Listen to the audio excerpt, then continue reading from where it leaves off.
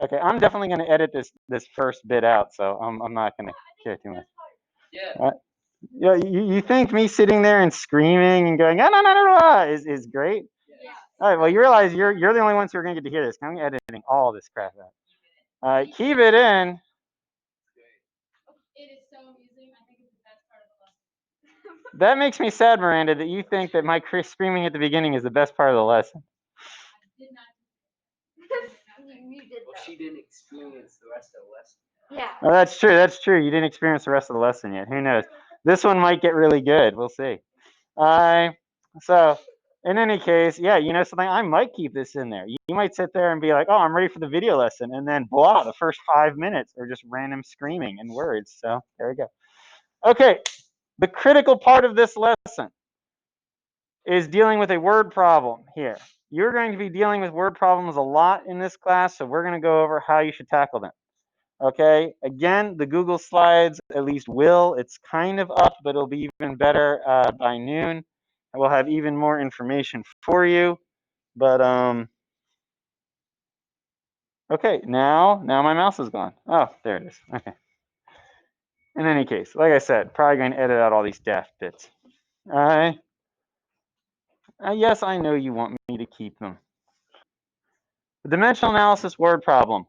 When you get one of these word problems, there's going to be a lot of stuff that's going to be thrown at you, and I'm going to tell you how you can deal with it. So we're going to focus on this one. How many hours will $40 of gas last if Michael drives 3.82 times 10 to the 5th power feet each day? Gas costs $3.79 a gallon, and that car gets 61.5 miles for every 2.00 gallons of gas. And remember, 1 mile equals 5,280 feet. So yeah, that's a lot. That's a lot there. So I'm going to show you how to dissect this problem to make it a lot more doable. So the first step that we want to do is we're going to figure out what info this question is telling us that is important, that matters. We are looking for equalities, the unknown, and the known. Equalities are anything that is connected immediately to something else. So as I look through here, I see that we've got 3.82 times 10 to the 5th feet each day. That's connecting feet and day. So I'm going to underline it. I'm going to be underlining my equalities. I then see $3.79 a gallon. That's linking money with gallons. So I'm going to underline that. We've got 61.5 miles for every 2 gallons. I'm going to underline that. And it has this little reminder thing, 1 mile is equal to 5,280 feet. All of these things I have underlined are not how you're going to start the problem. These are going to be steps in the middle somewhere. But we now know that we're going to have at least 1, 2, 3, 4 conversions in this problem. Now, I look at the problem. I'm going to look for anything that says like how or what. Oh, how many hours? Boom. There we go. Right here. This is our unknown. We are looking for hours. Then I see if there's any other number in unit that's unconnected, like this $40. This would be my known value. So I'm going to start at $40. I'm going to end with hours. That's basically how that is. This is the first thing you should do. You should mark the problem. Now, what if you don't like scribbling on a problem? Can you do something else? Of course you can. Instead of marking the problem, you can just list all that information down there. The known in this case is $40, so I'm going to jot that down. The unknown is hours, so I'm going to put a question mark hours. And my equalities, I'm going to go from dollars to hours. So I'm going to sit there and read this, starting with dollars and getting to hours. So my first equality, and I'm actually going to make this slightly smaller. My first equality is $3.79 equals 1 gallon. Oh, that was an accidental misclick. That's okay. I'll erase it. I'm now in gallons, so I've done the green. That one's been used. I then look for anything else that says gallons. That looks like the orange, so I'm going to go there.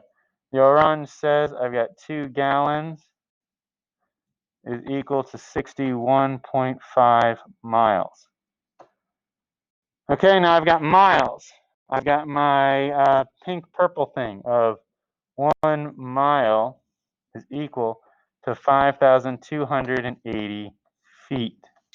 Feet then brings us to the thing marked in blue, which is 3.82 times 10 to the 5th power feet per day. Now, we're at day, but we want hour, and we used everything here. Well, we still got one more thing to do. Do you know how many hours there are in a day? There's 24, right? Yeah. So that's your last one. Even though it's not stated in the problem, your last equality is realizing that for every 1 day, there's 24 hours. So we've got a 5-step equation here with all this info. All right. So you are either going to mark the problem or you're going to write the list. I don't care which one you do. Both of them work. So mark the problem, write a list. Either way, this organizes your information so that you can do the part that's most important, which I'm about to do, and that's writing out the whole problem. This is the setup stage, the second step of it. You're going to start with your known, just like you've done before. In this case, I've got $40. And then I'm going to go from dollars all the way to days. Now, if you did the list thing, you already got all that. That's good. If you didn't do the list thing, you then have to just look and go, oh, there's dollars, my green. So times line, dollars go down, and that's $3.79 for every 1 gallon. Okay, so that takes care of my green one. Now that I'm done dollars, I go to gallons. That's my orange. Gallons get dragged down. There is 2 gallons for every 61.5 miles. Okay, cool beans. Then I've got miles. Well, that looks like the next one I should do is my purpley pink. I bring my miles down, and I'm going to change that to feet. For every 1 mile, there is 5,280 feet. All right, now that I got feet, I'm going to go to my blue step. Now, the blue step has a bit of an issue because we know feet goes on the bottom. But we've now got this 3.82 times 10 to the 5th. Well, I write that down. Don't bother doing math. Don't convert it. Just write it down. But there's a step that you need to do. Since you have math that is underneath the line, you need parentheses. That way your calculator knows that all of that is under the line. So whenever you have math under the line, you need parentheses. So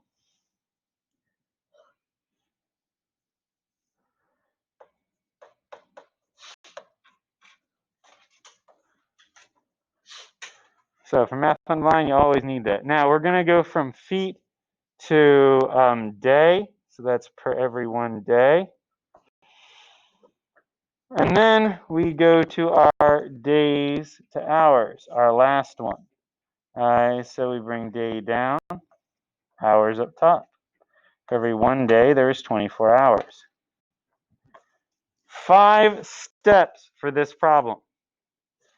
But we still do it the same way. We take our calculator, we plug in our known of $40, just 40 in this case, as we do not write our units down.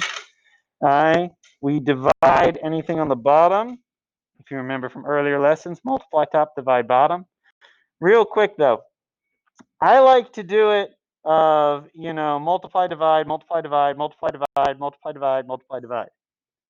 That's how I like to do it. But it's a preference.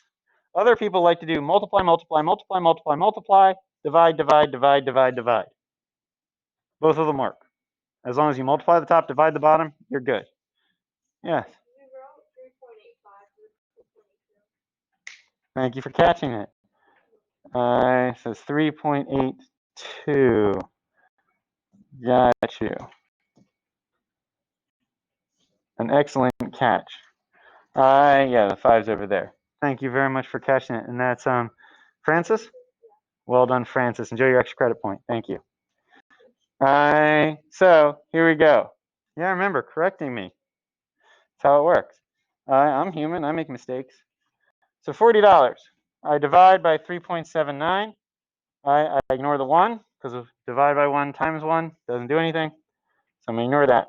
So $40 divided by 3.79 times 61.5 divided by 2 times 5,280 divide by parenthesis. And remember, it's 3.82 times 10 caret 5. So remember that anytime we've got an exponent like that, you're going to want to sit there and do 10 caret 5. Then n parenthesis times 24 equals. Okay? Now, this will give you your raw answer. And in this case, the raw answer is 107.65. And there's more, but I'm not going to care. So that's raw.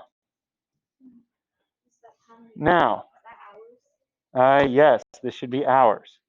Because as we see, dollars cancel, gallons cancel, miles cancel, feet cancel, day cancel, hours remain. So this is totally hours. Now, and that's a good question, by the way. Thank you, Rachel. So now we need to sig dig this. Sig digging is the last thing that you do before you have your final answer. So you want to get to the very end before you sig dig. Go back to the problem and look at any number the problem has given you in the problem. So we start with 4 digits as our known value, but then it's 3 digits, 3 digits, 3 digits, 3 digits. Now, we get to this last part, says 1 mile equals that. But this is just reminding us. This is not part of the problem.